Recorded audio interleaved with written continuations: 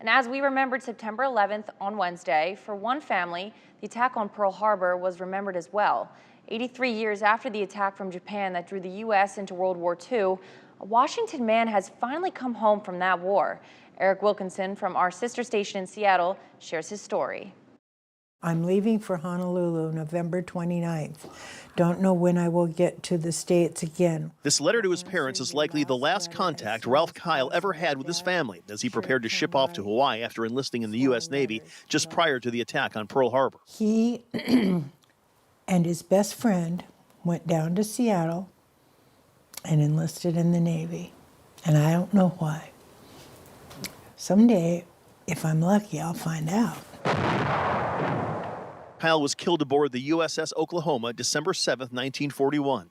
He graduated from Chimacum High School in Jefferson County on the Olympic Peninsula. He loved his high school sweetheart, Ginny, and by the age of 20, he'd already gotten a pilot's license.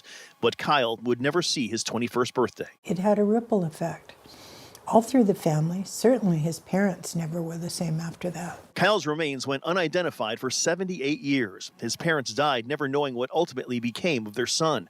2 agonizing months after Pearl Harbor, Kyle's father wrote this letter to the Navy asking about his son's condition. I would like to know if he has been located and safe, or if he has been wounded.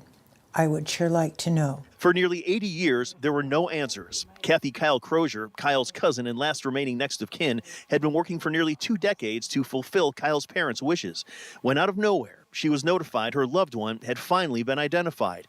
DNA testing confirming remains recovered from the Oklahoma were Kyle's. Did you ever think that you'd live to see this day? I hoped, but I never had any assurance that we would. I didn't know.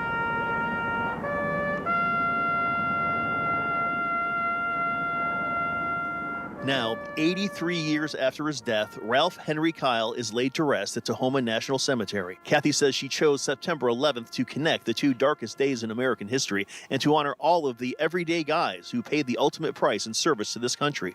Kathy calls her cousin an everyman. You look at the military and you look who our enlisted men are. That's who they are. And so I want to honor him, and I want to honor what he represents. Run up! A loved one lost, finally finding his way home. Run up! At Tahoma National Cemetery, Eric Wilkinson, King 5 News.